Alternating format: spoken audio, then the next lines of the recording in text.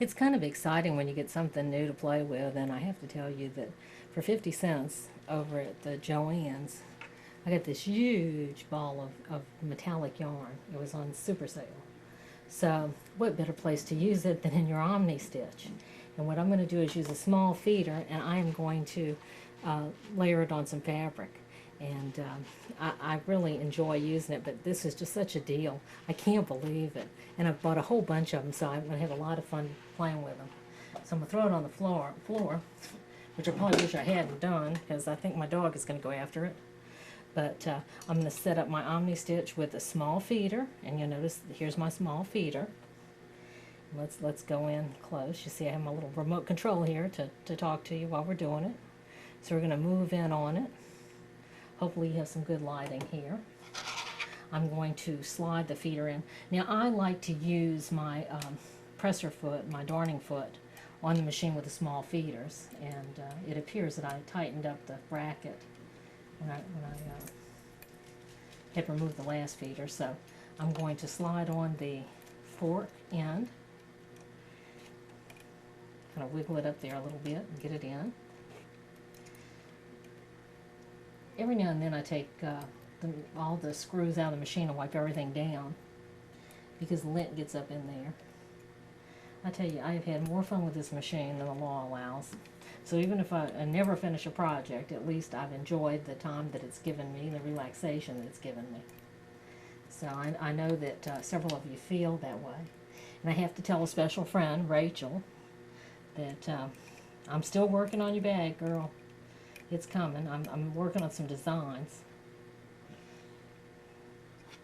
I have to tell you that in addition to Omni stitching, I also do some watercolor and some sketching, and so I'm trying to do some sketching on fabric to come out with an eye-appealing design. It's really, you'd think it would be easy, but it's just difficult. It's like home dec. You know, I have all these friends that can decorate at home, and I can't do anything like that. Good, it looks like I've made really good contact with my feeder. I may not have to adjust it. Wouldn't that be a great thing? And I have these little, I know y'all think I'm crazy, but I love these little dental things. And what I'm going to do is I'm going to feed this through, let's see if I can wide this out, through the whole portion of my guide. Then it's going to go up through the first hole in the feeder, then back through the back hole. See, it makes a little loop.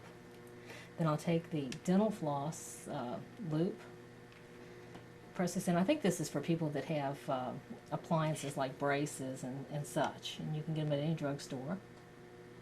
I'm sliding it through the feeder hole. Actually, let's see if I can pull it back a little bit and slide it through the darning foot. I think I got it in one nice little pinch through. Look at that. Can I get it through there? That's going to be the hard part. Should have known. Let's see if I can get it to go through. It's got so many strings right now that it's hard to see. Let's see. That's what I need to do. I'll need to pull it down almost to the end where it's thinner. Let's see if I can feed it through that way. I tell you, this is, again, so much fun, and just for the therapy part of it.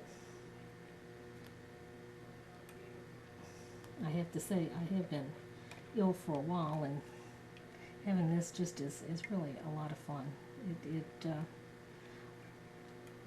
really gives me something to look forward to. Okay, so we're not doing so good with that, so let's pull it all out and start again. Okay, aha. So we'll pull the threads back and away from us. And what I've learned is if you take a little piece of Velcro and put it back there on the back of the machine, it'll hold your thread for you. Then you don't have to worry about it making that bird nest. And I know that this should fit through this little feeder, but it isn't doing it, so let's try again. I'll fray it open a little bit. Might have to switch to the medium, but I really thought this would go in the small.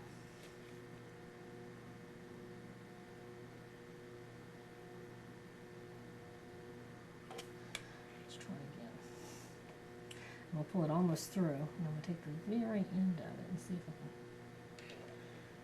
can... Ah, there we go. Look at that. See? Cool. It's through the feeder. Now, what I'm going to do now is take a piece of fabric. You may recognize this. I've been doing some work on it. I'm doing some designs, and I thought that this might be nice to fill in with this. I'm always trying to do bobbin work and stuff like that. I just have a passion for textures, and it really is, it's a thrill for me to do any of this. So let's see what we can get going on. Let's see if it'll feed. Come on, thing. You're good. I like to start it off by hand, just to feed it down in there. I should have actually put the thread underneath. Let's see if we can get it. And you see, the only thing is, I've told you before, is don't do like me and get it underneath that feeder foot and get it jammed up. There we go.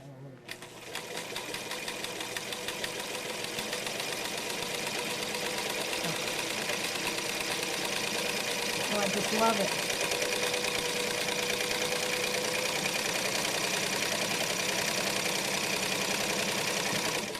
And see, if it gets jammed up, don't panic.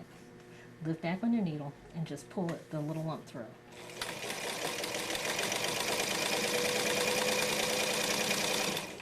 And I'm sure Dorothy would tell you too that you need to really stabilize this. So let's see about maybe doing some designs. We could take, you can take any kind of stencil actually, and you can actually follow it. So I'm going to stop the video for just a minute, and I'll be right back.